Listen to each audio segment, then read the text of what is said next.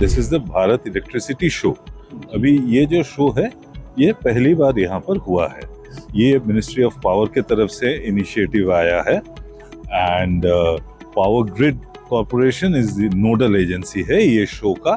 और ये छोड़ के जो 5 और 4 स्टेक होल्डर्स है, मेजर स्टेक होल्डर्स, सब मिला के डिसीजन हुआ कि ये शो किया जाए जो भारत सीरीज में हो रहा है। क्योंकि इसमें हम लोगों को बैकग्राउंड सोचना है कि ये एग्जीबिशन इवेंट का जो बैकग्राउंड होता है, पहले एक ज़माना था जब ट्रेड शोज जो होता था उसके लिए इंडियन इंडस्ट्री को दौड़ना पड़ता था विदेश में, क्योंकि विदेशी शोज जो हुआ करता था उसी का नाम बहुत रहता था। तो ये 5-6 साल से, लास्ट कुछ सालों से इंडियन गवर्नमेंट के तरफ से बहुत सारे इनिशिएटिव्स लिया गया है ताकि इंडिया में भी जो अभी एग्जीबिशंस हो रहा है वो भी उतना ही बेहतर है जो विदेश में हुआ करता है। और उसके लिए ब्रांड वैल्यू जो है वो लाने के लिए ये भारत सीरीज हम लोग नाम चुना गया है गवर्नमेंट की तरफ से। मैं खास करके ये बोल रहा हूँ, मैं रिप्रेजेंट करता हूँ EEPC इंडिया को, विच पहले जो इंजीनियरिंग एक्सपोर्ट प्रमोशन काउंसिल का नाम से जाना जाता था। तो EEPC जो है, EEPC engineering export promotion council जो है वो छोड़ के इवेंट ऑर्गेनाइजेशन भी माहिर है, क्योंकि बहुत सालों से EEPC की तरफ से इवेंट में पार्टिसिपेशन हुआ जा रहा है, वो लेकिन है इंजीनियरिंग इवेंट्स का। इंजीनियरिंग एक्सपोर्टर्स इंडिया के जो है उन लोगों को EEPC बाहर लेकर जा रहे थे। उसमें भी ये गवर्नमेंट के तरफ से जो हेल्प आ रहा है उसमें फोकस शिफ्ट हुआ है।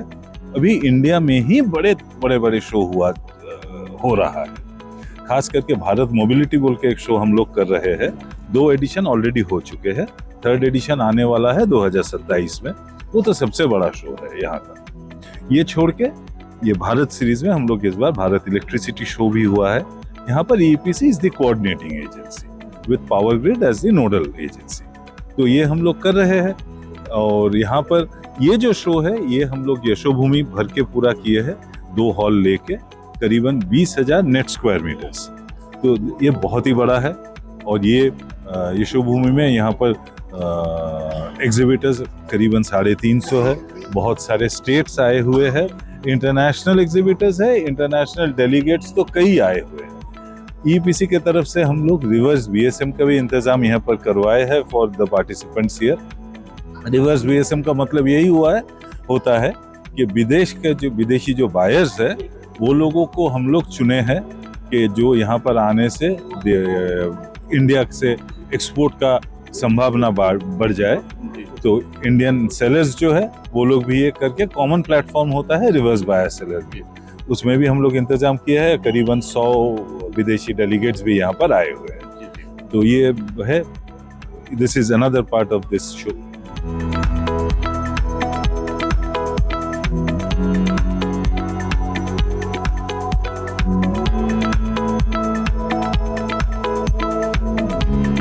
मेरा नाम विवेकानंद है। I am DGM electrical in NHPC O&M division corporate office Faridabad. Sir, ये जो प्रोजेक्ट है हाँ जी, किशन गंगा पावर स्टेशन, हाँ जी, इसके बारे में आप कुछ बताएंगे? ये Kishan Ganga power station 330 megawatt का पावर स्टेशन है जो 2018 में कमीशन हुआ।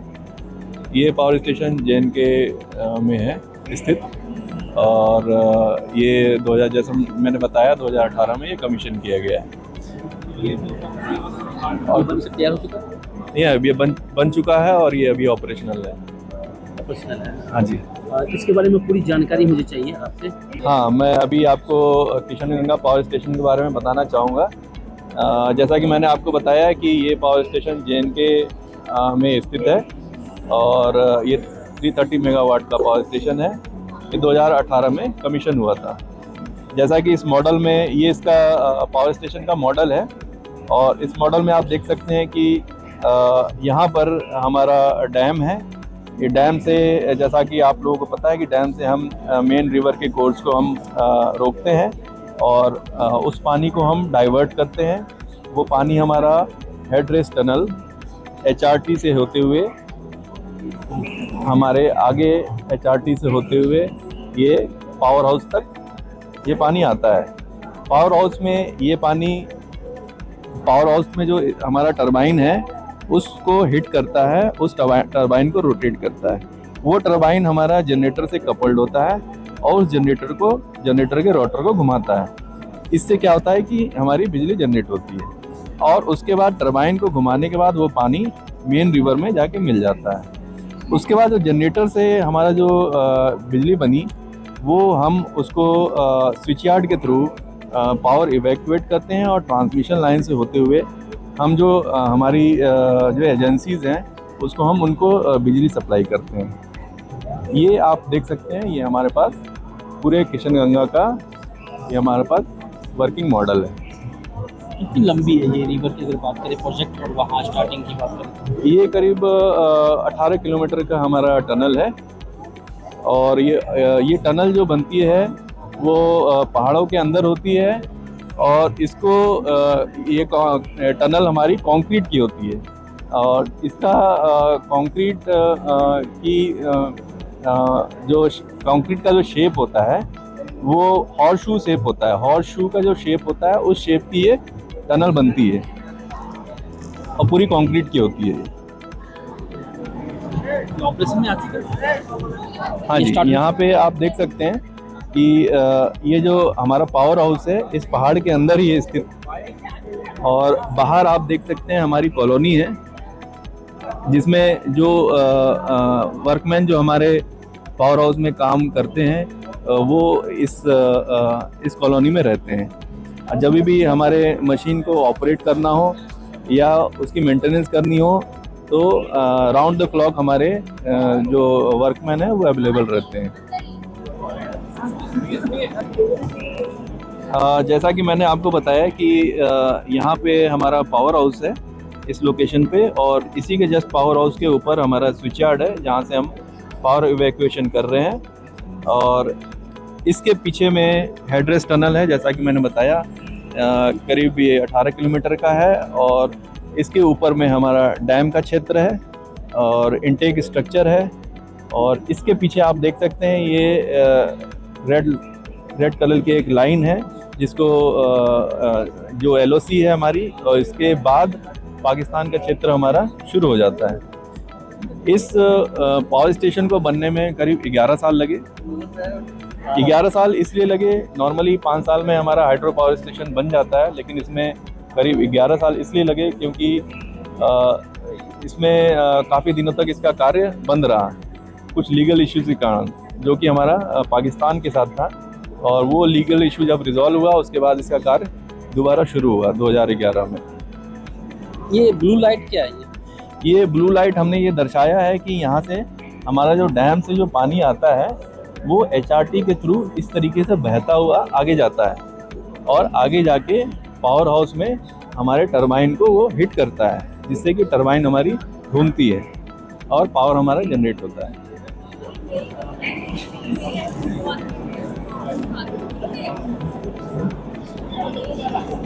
कि जो पावर हाउस है हमारा ये ऊपर से आप देख सकते हैं ये लाल और ब्लू रंग की लाइट हमारी जल रही है। इसका मतलब ये शो कर रहा है कि हमारा यहाँ पे अंदर पावर हाउस है, यहाँ पे जनरेशन हो रहा है। पावर जनरेशन के बाद जो पानी हमारा जो यूज़ होता है टरबाइन को जो हिट करता है उसके बाद हमारा जो पानी है वो निकल के मेन रिवर में वापस मिल जाता है जिससे पानी का हमें नुकसान नहीं होता है।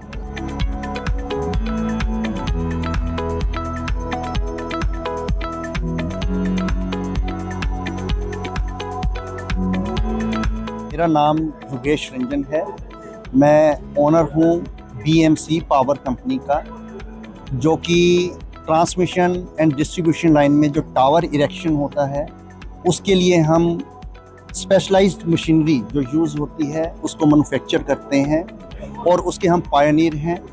2018 में हमने अपना ये प्रोजेक्ट शुरू किया था। तो ये पहले जो है मतलब टावर इरेक्शन और स्टिंगिंग में पहले ट्रैक्टर्स के साथ जो है वो टावर इरेक्शन होता था और उसमें बहुत कैजुअल्टीज़ हो जाती थी जिसमें ईयरली 500 से 700 आदमी की कैजुअल्टीज़ हो जाती थी। तो पावर ग्रिड ने 2011-12 में एक डिसीजन लिया कि भी इसको रोकने के लिए कैजुअलिटीज़ इतनी ज़्यादा हैं, तो इसके लिए हमें क्या करना चाहिए। तो फिर विंचीज़ को, ट्रैक्टर को बैन किया गया और विंचीज़ का जो है कि उसी के साथ आप टावर इरेक्शन करें। तो उसी टाइम हमने इसके ऊपर वर्किंग शुरू किया। और ये पहले चाइना डोमिनेट कर रहा था, उसकी मोनोपोली थी, वो मैकेनिकल विंचीज़ लेकर आया। उसी को ही हमने जो है अपने इंडियन एटमॉस्फेयर के हिसाब से अपने यहाँ पे हमने उसको सेफ्टी फीचर्स देकर उसमें जो टेक्निकल हिचेस थे उनको, ग्लिचेस उनको निकाला और यहाँ पे हमने उसको, और आज हमने मतलब कम से कम 2,500-3 हज़ार विंचेस सेल की। और सब बड़ी बड़ी कंपनी, इवन पावर ग्रिड को भी दिया, कल्पतरू, KEC, स्टरलाइट पावर, सब बड़ी बड़ी जितनी कंपनी, L&T, सबको हम विंचेस दे रहे हैं। इसके बाद हमारे को फिर एक और इसमें नज़र आया कि भी जो मैकेनिकल विंचेस हैं उसमें भी काफ़ी मैन आवर्स लॉस होते हैं, उसमें टेक्निकल मतलब एडजस्टमेंट्स की और चलाने में थोड़ी प्रॉब्लम है। तो इसको और हम इम्प्रूव क्या कर सकते हैं, ये बेहतर क्या कर सकते हैं, टेक्नोलॉजी में क्या बदलाव कर सकते हैं। तो फिर हमने स्टडी किया तो हमें पता लगा कि इटली और जर्मन से, जो वर्ल्ड में सिर्फ 2 कंट्री है वो हाइड्रोलिक विंचेस बनाती हैं, लेकिन वो बहुत बल्की हैं और कॉस्ट भी ज़्यादा है, अराउंड 20 लाख, मतलब, और वेट भी उनका अराउंड 2 टन्स रहता है। तो फिर इस पे हमने खूब स्टडी किया कि हम अपने इंडिया के हिसाब से इसकी कैसे तो कॉस्ट कटिंग करें, कैसे लाइट वेट करें, और उसके ऊपर हमने 1 साल पूरा रिसर्च किया और उसके बाद ये प्रोडक्ट हम लेकर आए हैं। तो ये जो है उसी कैपेसिटी 5 टन की कैपेसिटी, मतलब 5,000 किलो ये पुल कर सकती, लिफ्ट भी कर सकती है, पुल भी करेगी। तो लिफ्टिंग के लिए ये 5 टन की कैपेसिटी का हमने बहुत ही सिंप्लीफाइड इम्प्रूव्ड हाइड्रोलिक विंच लाए हैं, जो हम शायद मार्केट में इसको अराउंड अप्रोक्सीमेटली 5 या 6 लाख रुपए में मार्केट में लेकर आए, जो कि एक 20 लाख का था और 2 टन का था, और वेट भी अराउंड इसका 600 kg के आसपास रहेगा। पहले इसे कौन कौन से देश बनाया करते थे? पहले इसको इटली और जर्मन, सिर्फ 2 कंट्री बनाते थे, जिसमें आपका टेस्मेक था, जेक था, टीमा था, और अराउंड 20 लाख उसकी कॉस्ट रहती थी। तो वो हर आदमी का EPC कॉन्ट्रैक्टर्स का उसका नहीं रहता कि इतनी बड़ी आइटम और इतने उसमें इन्वेस्टमेंट एसेट्स पे की जाए। तो वो मैकेनिकल विंच जो कि 2.5 से 3 लाख रुपए में आती है, तो उसी पे वो काम करना चाहते थे। तो पर उसमें बहुत मैन आवर काफ़ी लॉस होते थे और उसको मतलब इतना इजीली काम नहीं कर पाते थे। अब ये बड़ा स्मूथ, इसमें हम सिर्फ जॉयस्टिक से अप एंड डाउन कर सकते हैं बस। तो इसमें लेमैन भी इसको चला सकता है, इसमें कोई बहुत टेक्निकली मतलब सीखने की ज़रूरत नहीं है। जैसे आप एक गियर वाली कार चलाते हैं और एक ऑटोमेटिक चलाते हैं, बस वो सेम सिस्टम हो जाएगा। ऑटोमेटिक हो गया, ये ऑटोमेटिक हो गया सारा सिस्टम, और इसमें कोई मेंटेनेंस और इस टाइप का कुछ भी ज़रूरत नहीं पड़ेगी इसमें। आगे नया क्या इनोवेशन करने वाले? अभी इसके बाद ये जैसे 5 टन का है, उसके बाद हम इसके कूलर जो है ये इसको 10 टन का और 18 टन का जो हमारी लाइन में यूज़ होता है, वो भी लगभग जैसे आपका 18 टन का लगभग 1.5 से 2 करोड़ रुपए के में आता है, और 9-10 टन का जो कूलर है वो अराउंड आपका 1 करोड़ का है और बहुत बल्कि है। उसको भी हम लो कॉस्ट में अराउंड कोशिश करेंगे अप्रोक्सीमेटली 20-30 लाख रुपए में, यहाँ पे उस पर भी हम अपना वर्क कर रहे हैं। तो ये हमारी इनोवेशंस अभी मशीन्स के ऊपर काफ़ी फोकस है हमारा।